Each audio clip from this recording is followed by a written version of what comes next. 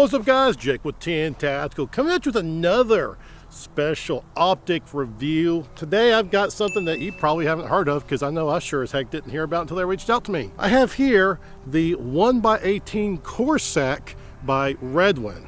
Redwin actually reached out to me through Facebook Messenger, Instagram, email, and I think a few other places I'm not thinking about, wanting me to do a review of this Prism optic. And yes, this is a Prism optic. It's not a red dot.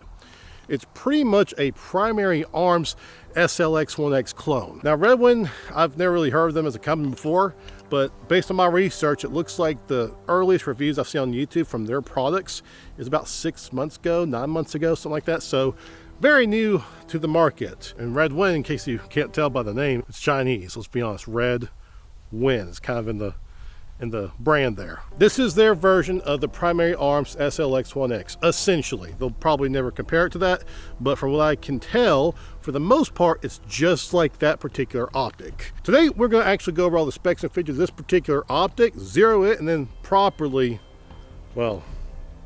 beat the piss out of it. If you're new to the channel, anytime we get free stuff like this sent to us, we tend to beat the living shit out of stuff to prove to you if it's worth your time, more importantly, your hard-earned money. So, let's see how she does. Also, if you're interested in this build that I'm kind of still in the work in progress with, it is a Foxtrot mic upper, 12.5 inch upper, with a PSA lower.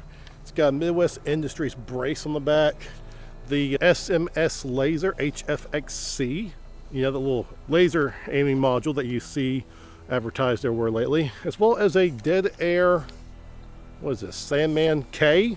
I actually got this in a raffle for free. Kind of cool. Again, work in progress. May not end up staying in this configuration in the final form, but probably put out a video about that too in the future. So stay tuned, subscribe if you want to see that. If not, it's cool. All right, so first things first, we're gonna go ahead and get a zero on this particular optic here. I'm shooting roughly about 20 yards, if that, just to get a rough zero, and then we'll back it up further to get a more proper zero. All right, so going over the specs and features of the Corsac 1x18. As I said at the beginning, this is essentially a primary arms SLX 1X, but made in China. And by making that comparison, this is a 1X Prism optic, which is absolutely phenomenal if you have astigmatism. Got the etched reticle, much like the other Prism scopes on the market have, and you can actually lighten up the etching with its built-in red, whatever you want to call it, fiber something. Basically, the etched reticle glows if you want to, and here's some B-roll footage for that. It does give you a 3 MOA dot with a 55.5 MOA circle around it. Don't know why it's 55.5. Could just been 55. Told me that, I would have been fine, but it is a 55.5 MOA circle around it. It's a thick boy circle too. I've been told in the past that it's good to have that large circle to help with shotgun patterning. Personally, I don't really use this on a shotgun, but that's just me. I like it just because it's a bigger, fatter reticle to find the dot, because that little dot can be small if you're not paying attention. It features 10 different brightness settings, 8 of which are going to be for daylight use, 2 of which are going to be for night vision. Now, just like a lot of reticle dot companies and optics manufacturers out there are doing, it does have the shake-awake technology. Essentially what it means is, if it doesn't detect motion, after about 7 hours, it will actually turn off for you, saving your battery life. And then, of course, when you pick it back up, it'll come back on at the same brightness thing you had it at. Now, as far as the total battery life goes, I don't know. Check online. If I find it somewhere, I'll put it right down here. Speaking of batteries, the one thing I have to knock these guys on, one of two things, is that the optic itself doesn't actually come with a battery. It uses a CR2032 battery, by the way. Make sure you purchase one of those. This was a test sample. Like, it took a while for them to get this to me. So because it's a test sample, it actually may come with a battery with the one that you pick up. I'm just telling you, mine did not come with a battery. So just keep that in mind. You might want to get a battery, but it's got the etched reticle. You don't really need a battery, but you may want the option. It goes right here, by the way. You've got your elevation right here, and you've got your windage right, sausage fingers, right there. It is 1 MOA adjustments for both of those. So it's standard. I like to see the half MOA when possible, but when MOA is more what's common, I guess, these days. You've got your If you need to adjust your focus, you've got that little knob right there to adjust your focus, what you're looking at based on the distance. And of course, you got your two rubberized buttons to adjust the brightness things up and down. That is where your battery goes right there, if they gave you a battery. We'll see. So all in all, pretty much just like the primary ARMS SLX 1X in form factor and the appearance and everything. I know the reticle can be different with the SLX 1X. They've got a little bit of bullet drop compensation on those optics, but I mean, for this, it's pretty much the same exact thing. There is a little bit of issue of a parallax effect going on, but that's always going to be a factor whenever you get a micro prism optic like this. As far as where your point of impact goes, it doesn't shift because of the parallax.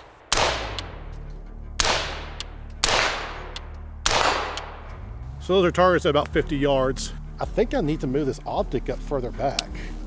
See, right now, I've got basically where you'd put a red dot, right? Like right there. I think I need to actually move it further back. The targets get smaller as I pull it further away. I can't remember about primary arms, but it's probably the same way. I need to move this thing further back. So I'm gonna do that real quick off camera because I can't show you moving stuff like that on YouTube.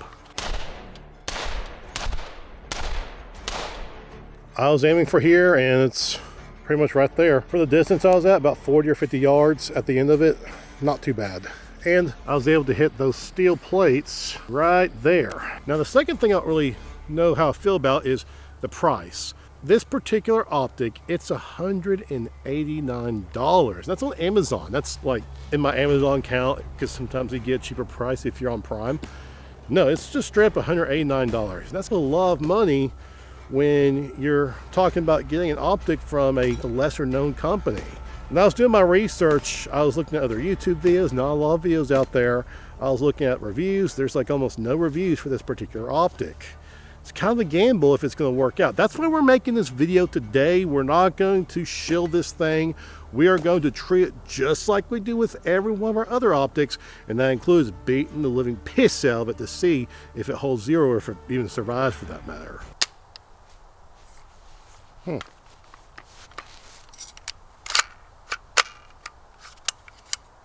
Oh, empty mag. Me. But going back to the price, I reached out to them. I was like, hey guys, concerned here. There's not a lot of literature on this. I think it's a lot for what you're getting here, especially with the SLX 1X being 250 bucks. It's not that much more to get a well-known established brand product. And I reached out to them about that. Hey guys, there's not a lot of reviews on this. Not much of anything on YouTube. Can you guys maybe think about doing like a discount code or something? Because I don't know if anyone's really going to go for this with the price it's at when they could get something else. So they did say, yes, we will give you a discount code. As soon as the video is finished and you're done good to go, we'll give you a discount code. I don't know what the discount code is yet or how much, but I will put it right here down below in the description. So I don't know what the discount code is or how much it's going to be, but I will put it down here to help you guys save some money if this is something you want to look at trying out. Of course, that's assuming that it can handle our beating. On to the beating test. All right, so first things first. First we need to use the tree of damnation to properly beat this particular optic and see if it holds up or loses zero. I do worry about a weak point being up top there on the elevation, so we'll see if that's a problem.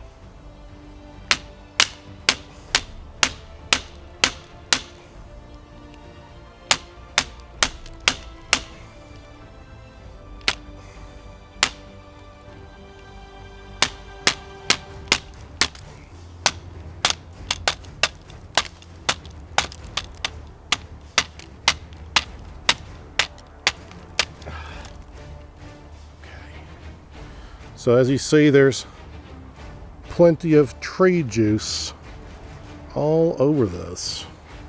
It's extra nasty. Disregard the fact that it looks like it's off kilter. I don't think it's off. I think it's just the way micro prism and like glass and camera lenses and stuff work. It seems like it looks like it's off, but it's still pretty much in the middle there. But as you can see, the glass is good to go. All right, so we have taken the suppressor off. I know that a lot of times you do that, it's going to shift your point of impact. Not really too worried about that this distance.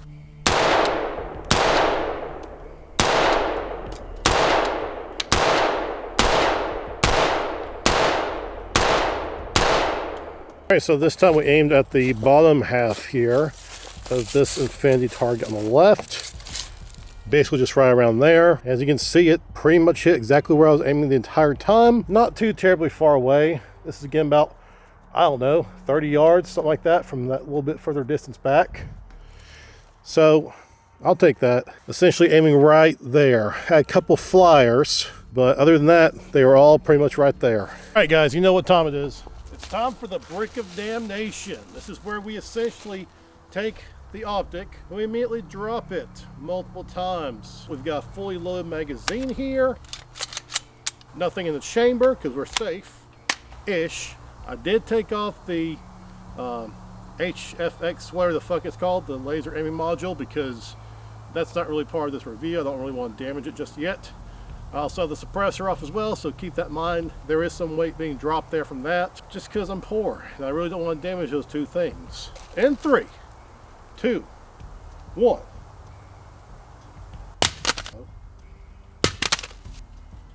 3. Ooh, that was a good one right there. 4.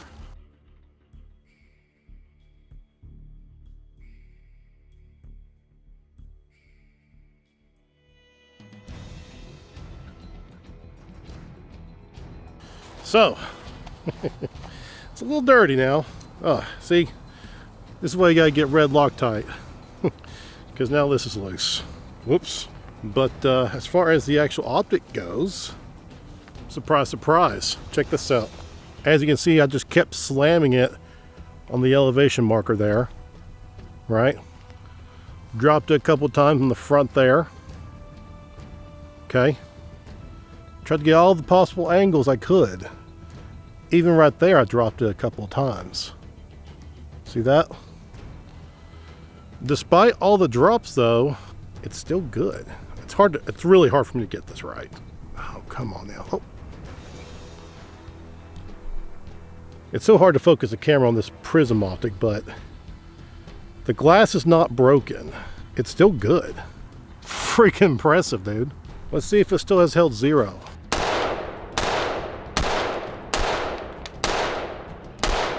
Now this time I was aiming for the right target here. Again, bottom half on this line. Essentially that's where I was hitting. Had a couple flyers up here, but for the most part, all my shots were right there. So it did not lose 0. Okay, let's be real here. I did not expect this Chinesium primary arms knockoff to do as well as it did. That's freaking impressive. Now just notice, look here.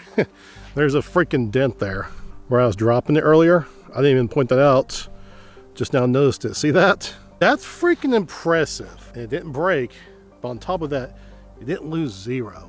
You don't really see that too often from these cheaper, more budget-friendly optics like this. I'm impressed. I'm actually gonna go ahead and turn the brightness off here because I'll be honest with you, I really like this optic.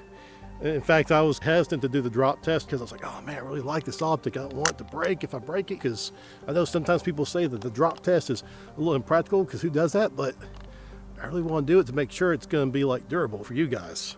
So I was really hesitant to do it, but I'm glad I did. But I also like it so much, I'm thinking I'm just going to probably just keep it on either on this gun or a different gun, because I mean, it's freaking good.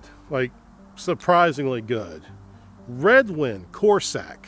Never heard of it. It's only got a couple reviews on YouTube and almost no reviews on Amazon, but I really freaking like it. You saw it here. We beat the piss out of it against the Tree of Damnation. It didn't lose 0. We drop tested it. It did not lose 0. It freaking held up. It's $189. I know it's a lot of money. I get it. I get it. And keep in mind, this is actually a sample that they sent out to me. It was a little bit of a difficult process for them to get to me. It could be, let's be honest, it could be cherry picked just for me for this video. Keep that in the back of your mind too. But if this is how all of their Corsacs really are, if this is the true representation of the quality and value you get. It's freaking awesome. I like it. I really, really like it. I think based on this one data point here, I think if you're looking for a good budget-friendly micro prism optic that's even cheaper than primary arms, I think it's a good choice. I like it. And for that reason, I think you'll like it too. Guys, that's going to wrap it up today. If you enjoy this kind of content, make sure to like, subscribe, comment down below. What do you think about this Redwin Corsac 18? Love to hear from you. We will see you next time.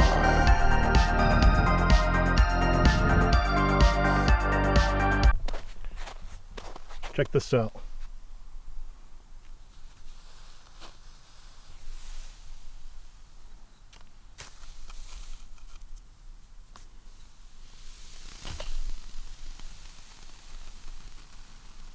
She's hot.